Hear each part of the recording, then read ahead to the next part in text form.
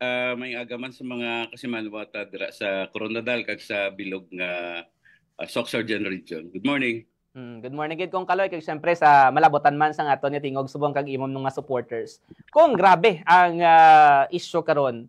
Actually hati ang pamulong ng Pilipinhon. Supporters ng former president, even the victims of crimes against humanity or tawag naton extrajudicial killing.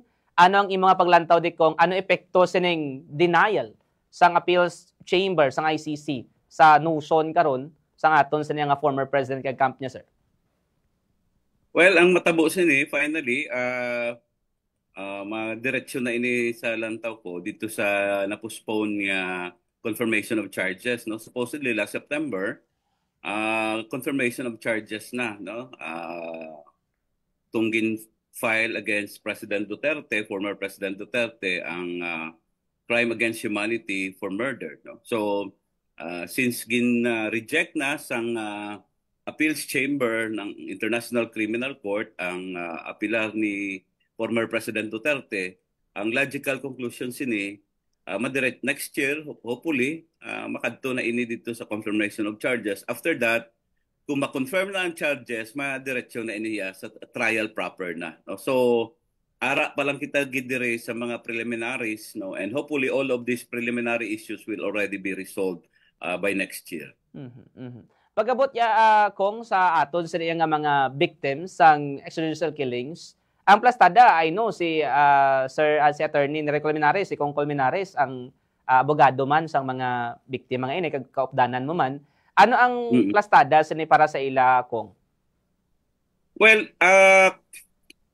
kahapon, no, tong dito kami ginahulat ining confirmation ning decision sang ICC Appeals Chamber dito sa University of the Philippines, no, danay kami ni Kong Nery Colmenares. So we have an opportunity to discuss this also in the past, no. Siyempre ang amon gina-expect sini ang mga delaying tactics sang kampo sang Duterte untatan na nila, no. Siyempre this is a welcome decision by the Appeals Chamber, although kami why na kami gid na kibot, no, sa decision sang Appeals Chamber. Generally kay kung makita mo ang decision sang pre-trial chambers last September, pre-trial chamber number 1, no, tong deny nila ang interim release is very factual kag supported, no, ang ila legal argument nga gin-deny nila. So amo man na ang nakita sang appeals chamber, no.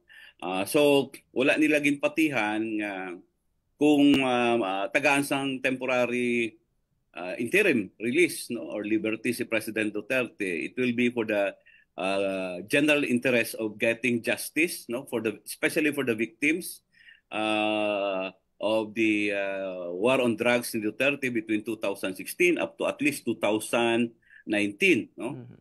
So gincite naman in fact gincite sang appeals chamber ang mga grounds nga ginbasihan man sang pre-trial chamber, no.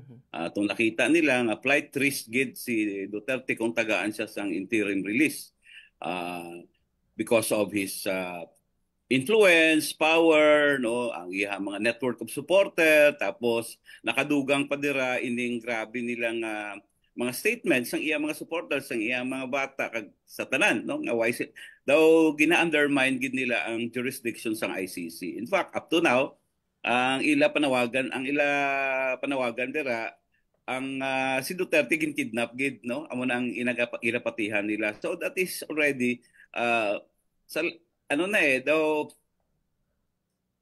very ironic, gina-invoke mo ang powers ang ICC, mangayo ka interim release, pero ginasiling mo naman nga ginakidnap ka, no.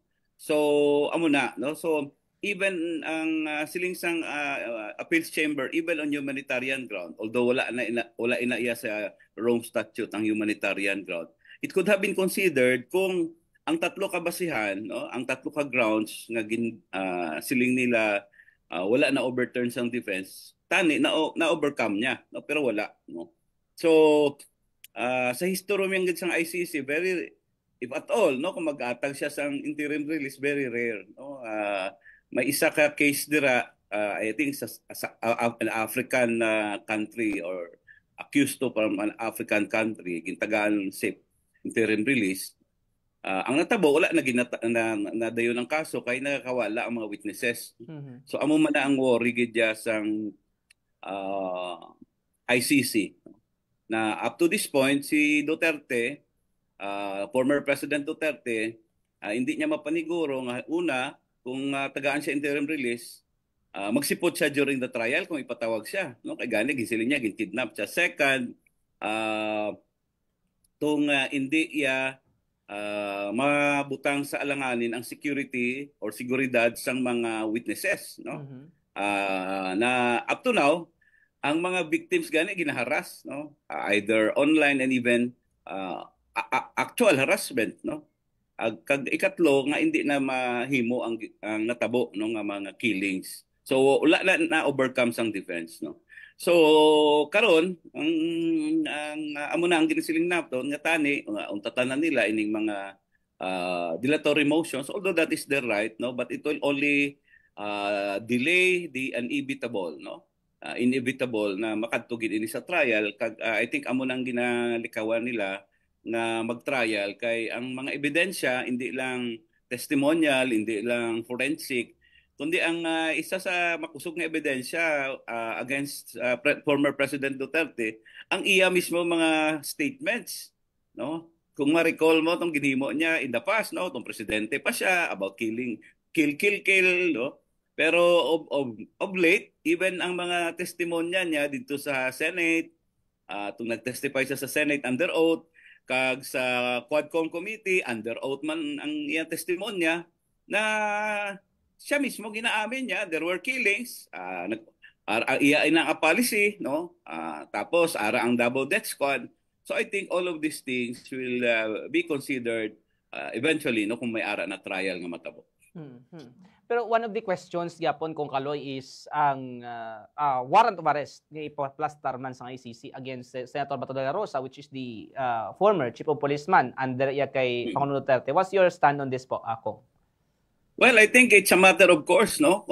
Dahil bangod nga isa sa principal co-perpetrator ni Duterte, si Senator Bato de la Rosa, it's a matter of course sa lantaw ko nga ma-present gid siya or ano gid siya sang warrant, no? May ara na warrant against him, no? And in fact it will be served on him wherever he is now, no? Kay bala nato, no, naging scars na why nagapakita ya si Bato de la Rosa, no? In fact sige na siya ka-absent sa Senate. Why nagan ang iya gani nga mga committees na pabayanan niya kay why nang siya gapakita sa Senate, no? So it's a matter of course, and not only for Bato de la Rosa. I think the ICC should now proceed with the trial and the arrest of the other co-perpetrators, no? Kay madamo pa ina sila co-perpetrators, hindi lang si Bato de la Rosa, no? So but again, this process is still a very tedious process. Madugay pa ini nga proseso sa pagpangita sa mga hustisya sa mga victims sa war on drugs ni Duterte, no? But again, even if it is tedious, mabudlay ini nga proseso, kinahanglan nga himuon ini kay hindi pwede nga ang impunity magpadayon, no? As it is happening now, no? Kay kung lantawon mo bisan why na si Duterte ara pa manggihapon nagapadayon ang mga killings, no, not only related to drugs but all mga extrajudicial killings are continuing, and this data ni mahimo nga leksyon ini sa mga ara dira sa puder, no, nga hindi nyo pwede paggamito ng inyong nga gahom, ang inyong nga puder sa pag-implement ninyo sa mga anti-people policies, no, just like what happened in the war on drugs nga thousands ang ginpatay. Kaya eventually, the long arm of justice will really catch you, no?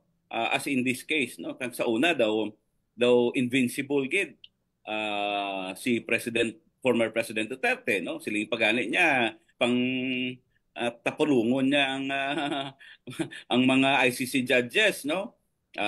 So again, this is a tani maging leksyon ini ini nga natabo sa kaso ni President Duterte sa mga mga taong ara dira sa poder, maging war on drugs man na ina o ining nagakatabo karon nga controversy sa graft and corruption, no? So eventually kung hindi man sa ICC, sa iban nga forum where justice can be achieved by our people.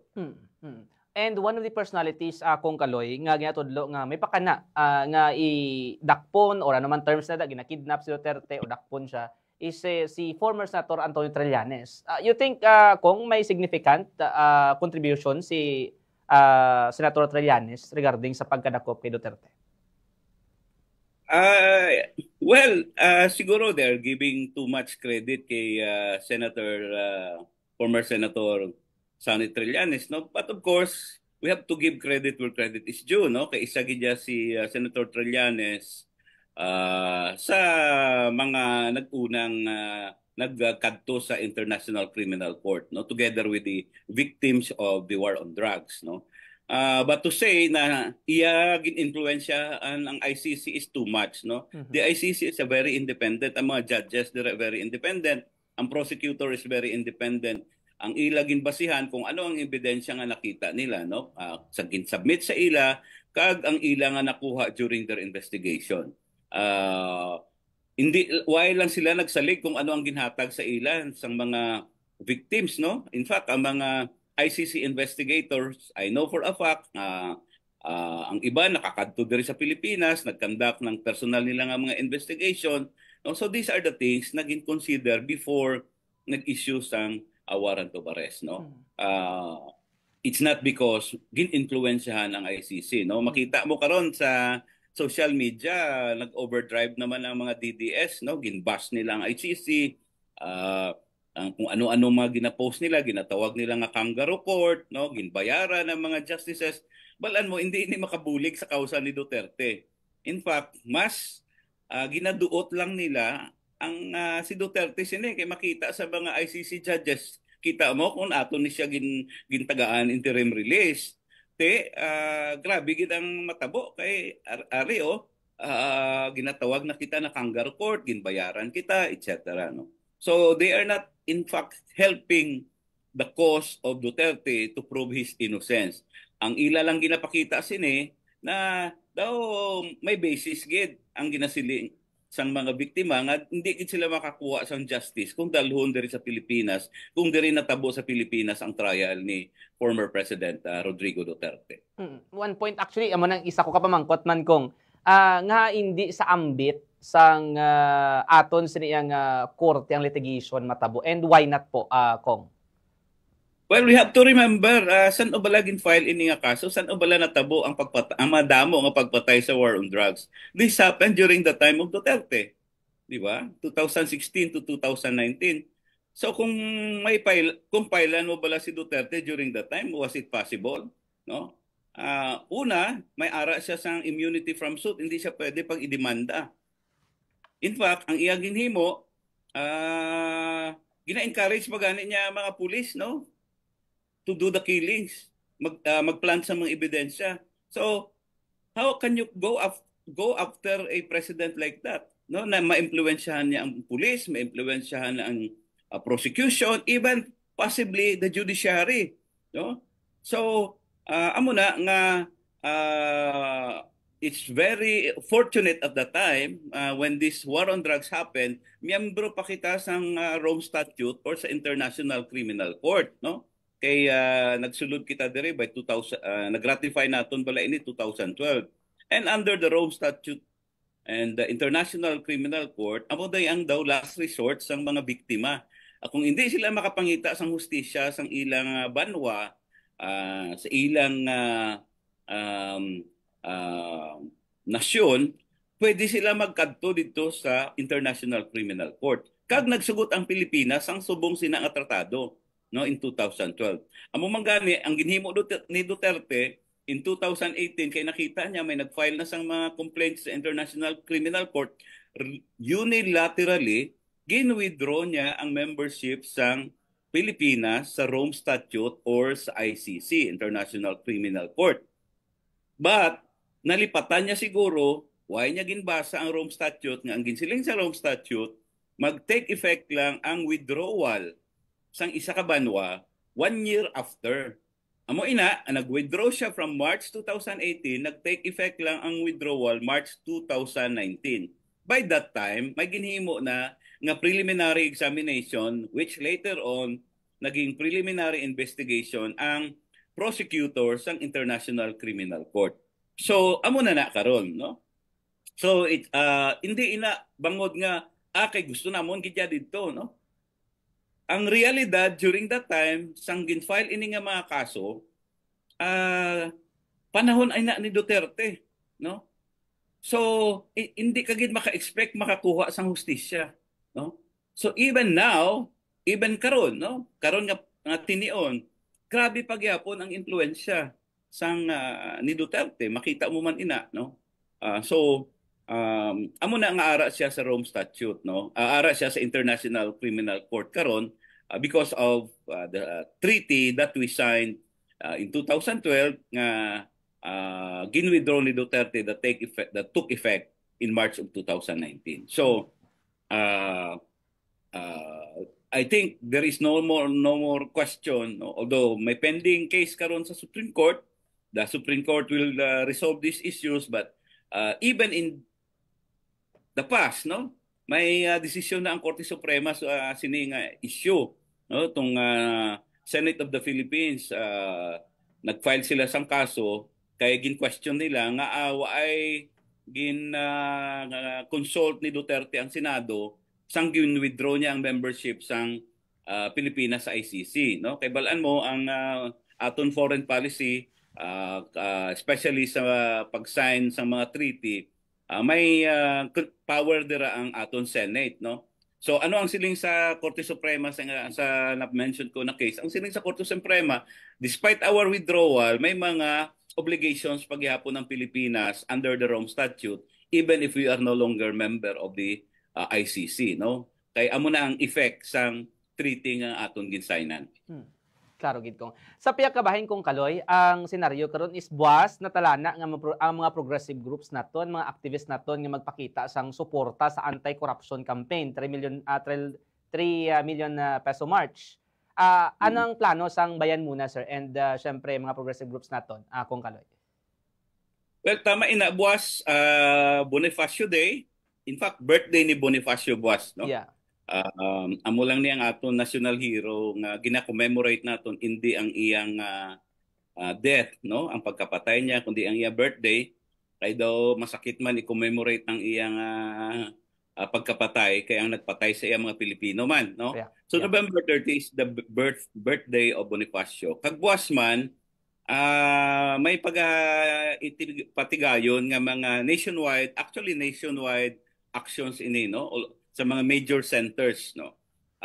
Common ang panawagan, anti-corruption, tapos panagutin ang lahat na sangkot, kag ikulong ang tanan nga mga ipriso ang mga responsible. But sa Metro Manila, two major activities buwas, may ara sa Luneta, ang ginatawag dira bahain ang Luneta ng protesta, kag may ara man sa EDSA amo ng ₱1 trillion People March, no. So ang difference lang nila, ang rally sa Luneta, no, is much more specific sa call for accountability. Hindi siya wholesale nga ikulong lahat lang, no. May specific gid panawagan, especially ang pag-resign ni President Marcos kag pag-resign ni Vice President Sara Duterte, no. Kay sila gid ang kapasimuno sa grabe sini nga korupsyon karon. Ang korupsyon sang flood control projects, sang intelligence funds, sang confidential funds, it is true, hindi lang na natabo under this administration, but ang problema, balaan nila nga grabe na ang korupsyon, no? Especially coming from the previous Duterte administration, kung di naging bilyon-bilyon ining mga confidential funds, ining mga flood control projects, no? Tapos gin-continue nila, no? So equally dapat ma-blame ining duha ka leader karon sang aton nga pungsod, no, ang presidente kag vice presidente. Amo na nga panawagan dito sila nga duwa mag-resign kag tanan man nga involved sa corruption, ang ilang mga cabinet secretaries, mga congressman, mga senador, no. Kay balaan mo kung mapareho lang ini sa natabo during the Napoles pork barrel scandal nga may mapriso lang nga pipila ka individuals no, magbalik naman ini. Kung sa una ang Napoles scam 20 billion scam ang natabo, ang nawala, pag abot sa Diskaya period, no, kung din involved naman gihapon ang mga taas nga opisyal, mga congressman, mga senador, mga cabinet secretaries, even the office of the president, even the vice president, ang natabo karon hundreds of billions na ang nawala, ang ginkawat nila. So kung wala gid particular nga maging responsible sini, kay ang problema diri hindi mga individual, ang problema diri sistema. Dapat ngid nga ang sistema ang aton nga buslan, no. So amo na ang maging calls was sa mga different actions nga matabo, no. Just like Gat Andres Bonifacio sang iya nga birthday was amo ni ang maging siguro regalo naton sa mga Pilipino, no, ang call for accountability and transparency, no. Dapat maging accountable na ining mga planderos officials naton beginning from the president and the vice president. Klaro yung conclude. Pero one question lang, sir, pahabol lang. Sa mga aligasyon ni Zaldico, ang presidente, even the First Lady Lisa Marcos, si Sandro Marcos, na ulamid sa bilyones insertion, you think it might be true kung kaloy? Same perspective lang, sir. Yes and no, no? Yes and no. Yes, because ang may sa statements ni Zaldico, hindi natin pwedeng basta na lang ini-dismiss because Zaldico is a very part and parcel of this corrupt system, no? As the chairman of the Appropriations Committee before ng House of Representatives, no, dako ang iya nga papel. So may ara gid siya nabalaan. No, because si Zaldico I think is exaggerating also things, no, para masalbar ang iya nga buli, no. Masalbar man iya nga sarili. So scorched earth ang iya nga ginahimo, damay-damay tanan. Pero isa ang pansinon mo, ang gina-target lang niya ang Marcos Romualdez nga camp, no.